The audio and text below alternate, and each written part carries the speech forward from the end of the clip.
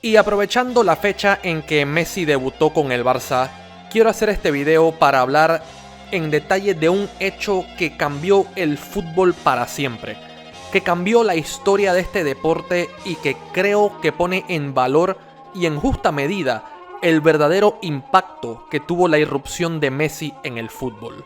Messi debutó con 17 años en 2004 en un Barça plagado de estrellas y en un fútbol en donde no era nada común que chicos a esa edad jugaran en el primer equipo, a diferencia de ahora, que pasa mucho más seguido.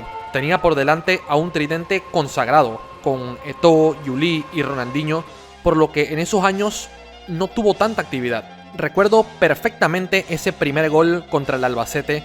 La frase de mi padre fue: esos son los chicos que el técnico tiene que meter e irle dando minutos. No se me olvida. A mí en ese tiempo me pareció Messi poco más que un buen recambio. Poco lo había visto. Pero a partir de ahí comenzó a ser más y más habitual. Su verdadera explosión vino, podríamos decir, a partir del 2006. A mí nada me quita de la memoria aquel partido mítico en Stamford Bridge contra el Chelsea de Mourinho y del carnicero del horno, que tenía ese día obvias intenciones de lesionar a Messi a como diera lugar. Lo que hizo Messi ese día, mis ojos no lo podían creer. Era imparable. Y cuando digo imparable, es imparable. Los defensas lo pateaban a la altura de la cintura, haciéndole entradas que no se veían desde los tiempos de Maradona. Se le guindaban encima y no es que no podían quitarle la pelota, es que ni lo tumbaban. Yo alucinaba. Decía, este tiene que ser titular siempre, sí o sí. Mi padre, otra vez como un vidente, dijo entonces: este va a ser grande, cuidado. Ahora, en retrospectiva, creo que ese cuidado era una abreviatura a cuidado que el más grande de todos.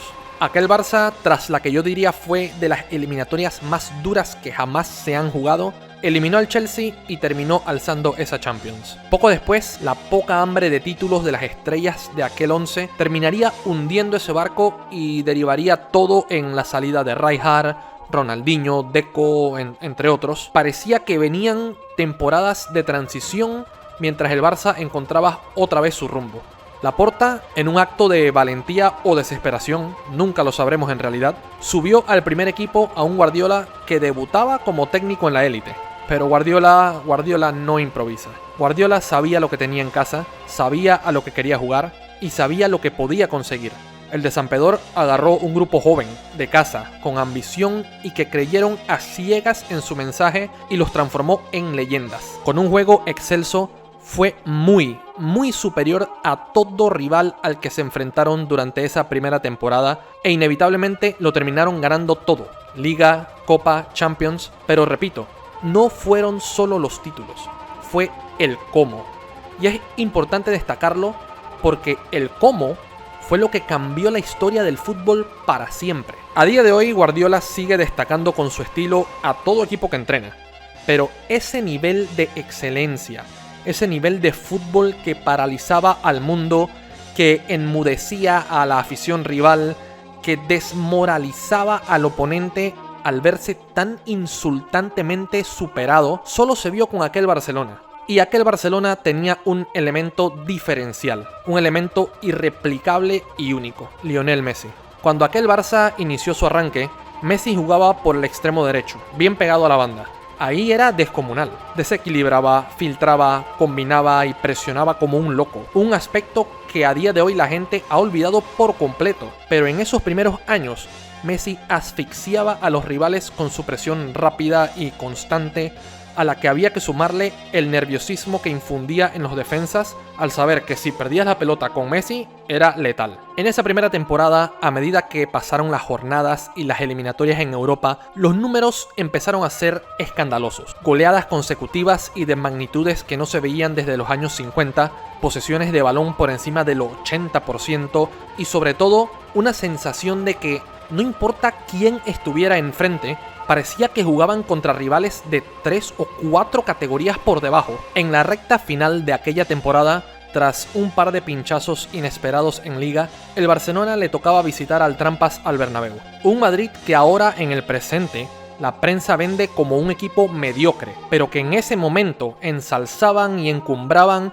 y vendían la moto de que le ganarían al Barça y desmentirían todo lo que Guardiola había conseguido hasta ese punto. Y la verdad es que ese Madrid venía lanzado, enlazaba 17 victorias seguidas en Liga y había recortado muchos puntos al Barça. Aquel partido no pudo empezar mejor para el Madrid, que se adelantaba en el marcador temprano, pero fue un total espejismo. La clase de fútbol que los chicos de Guardiola dieron en el Bernabéu era imposible de detener. Un fútbol que inexorablemente terminaba en goleada para el Barcelona. El mundo entero vio aquel partido. Aún a día de hoy, el mundo entero ve de vez en cuando ese partido. Porque lo que ocurrió esa noche en esa cancha fue de las mayores expresiones artísticas que la humanidad ha creado. Esa noche el deporte evolucionó de deporte a arte, de esfuerzo físico a manifestación espiritual. Messi metió 2 goles, y yo diría que el gran protagonista fue Xavi con 4 asistencias. Pero el dios, el creador, la mente trascendental de aquello fue Guardiola. Guardiola que ese día le dijo a Eto'o que jugara de extremo derecho y a Messi que jugara de 9. Pero no metido en el área, no. Un 9 que bajaba, combinaba en el medio, desequilibraba, regateaba, filtraba pases, abría la cancha, en fin.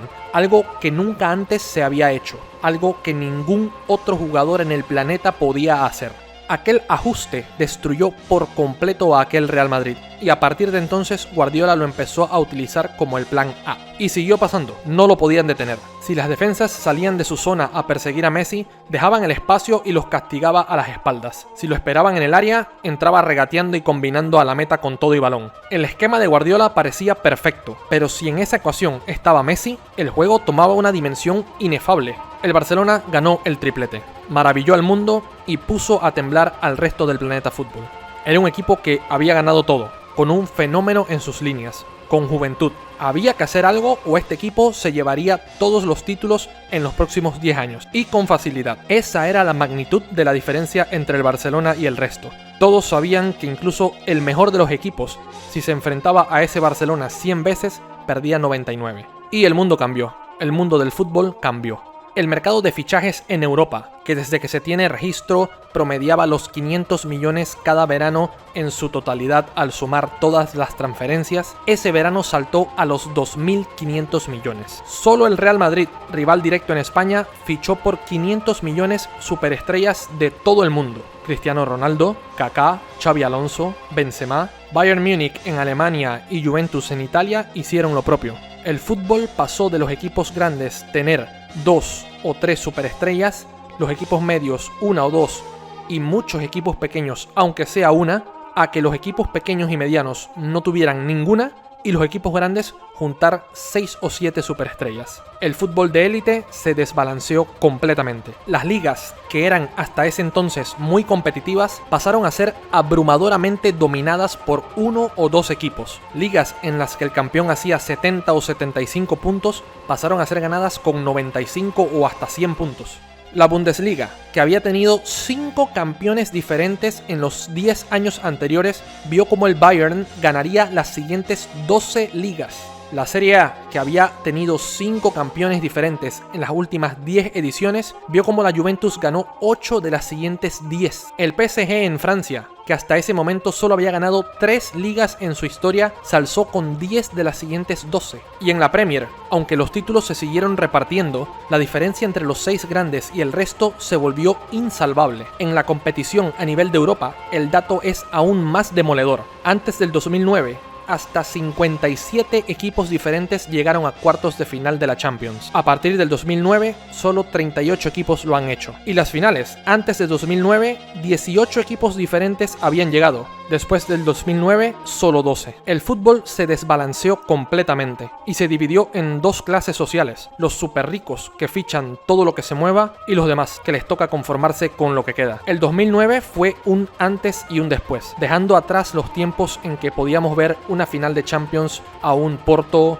un Mónaco, un Valencia, un Olympique de Marsella o un Leverkusen. Ahora pensarlo es irrisorio. Los super equipos tienen plantillas valuadas en más de 1.000 millones, mientras los 18 equipos restantes de sus competiciones domésticas no suman 500 millones entre todos. Una total distorsión de la cual hoy culpan a los futbolistas y hasta a los aficionados, pero que realmente inició cuando estos clubes, muchos de ellos protegidos y alcahueteados por sus estados y dopados con dinero público, recurrieron a fichajes desproporcionados para tratar de hacer frente a un equipo antológico, en el cual jugaba un pequeño argentino de no más de 1,5 metros.